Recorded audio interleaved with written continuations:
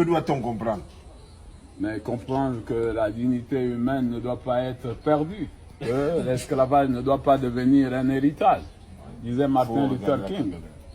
Hein? Martin Luther King disait, l'héritage ne deviendra pas un héritage. Un jour, un noir deviendra président des États-Unis et nous avons vu Barack Obama qui a même prôné une chose 2 ans avant, après la fin de son mandat, il a dit l'Afrique n'a pas besoin d'hommes forts, mais des institutions fortes.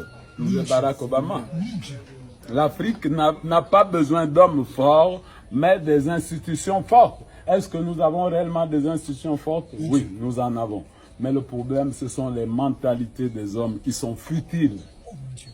Nous avons de l'argent pour faire l'orgueil à son prochain. Que cela signifie? Ça veut dire qu'on est incrédule. On a la place du cerveau des éponges dans nos têtes pour ignorer son semblable, qui est notre frère. Donc, s'agissant du Gabon, quelle analyse vous faites précisément? Je vous en prie. S'agissant du Gabon, par rapport à ce que vous dites, quelle analyse vous faites? S'agissant du Gabon, mais je dis s'agissant du Gabon, je vous dis, le bilan il est nul. Le bilan il est nul, pas seulement le Gabon, l'Afrique en général, le bilan il est nul. Complète les amis, nous sommes à terre, à genoux. Ça veut dire qu'il faut remercier les grandes nations que sont l'Europe en premier, parce que grâce à sa diplomatie, les choses iront mieux. Parce que si on ne comptait qu'aux États-Unis, mon ami, la Chine l'a fait tomber, ils ont dérangé le système nucléaire américain. Ils ont volé les États-Unis en distance, depuis les États-Unis, avec les médias que vous portez là. Il ne faut pas jouer avec la Chine, c'est des grands voleurs, alléluia. Les Chinois. Donc il faut les insulter. Le frère de Bellinga, on est où aujourd'hui? Billy Binze, qui disait, oh, voilà, machin, 2009, ceci sera soutenir. Faux candidat pour se maintenir au pouvoir et bloquer vraiment l'avenir de tout un pays, au lieu de toute une nation, ou bien de tout un peuple. Vaut mieux tout un peuple, peut-être qui sera malade devant une juridiction internationale. Je vous remercie beaucoup. Je suis le président des personnes souffrantes de la maladie mentale au Gabon. Loin de moi l'orgueil, mais des moments précieux comme celui-ci, je suis prêt à dire qu'est-ce que je veux et qu'est-ce que je pense de mon pays et de mes frères et de mes sœurs, parce que je vois pas leurs infirmités, parce que tous nous sommes infirmes. Je peux vous chanter une chanson en ma langue. Oui. Non, laissez-moi terminer, chantez, oui. Foutez-moi le camp. Oui. Yetubo tukabipe kwa. Yetubo tukabipe kwa. Kanana kanana. Yetubo tukabipe kwa. Yetubo tukabipe kwa. Kanana kanana. Ça veut dire que tous nous sommes des aveugles, des infirmes. Alléluia. Tukabipe kwa. Alléluia. Tubipe kwa.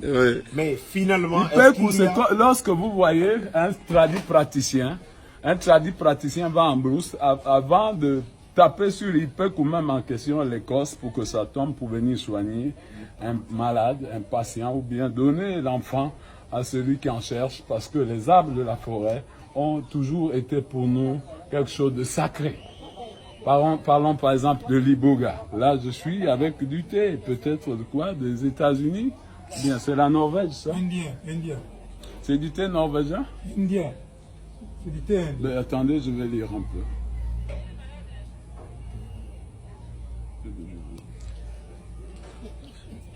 Thé vert. Non, mais ça, c'est français, ça. Oui. Mais est-ce que vous pensez qu'il y a un avenir meilleur pour le Gabon? Oui, il y a un avenir parce que Dieu nous fait des promesses de bonheur. Et là où nous sommes actuellement, le chef de l'État, moi je sais, je vous le prophétise, alléluia. Amen. Il souffre d'un AVC. Alléluia. Amen. Un AVC, personne ne peut guérir ça. Il n'y a que Dieu lui seul. Si Dieu permet qu'il le reprenne, il le reprendra. Si Dieu permet qu'il le retire l'âme, c'est ça, c'est ce qu'il reste à faire. Donc, je ne serai pas long pour la santé du président de la République. Il souffre énormément parce qu'il a perdu un nerf dans le cerveau. Vous savez, gérer tout un peuple, l'histoire de Salomon. Salomon à la mort de David, comme Ali a perdu voilà, le président, hein? 43 ans, en 2009, réélection.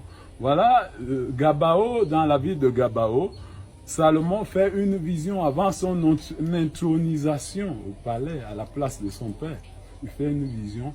Dieu le parle en rêve, dans la vision.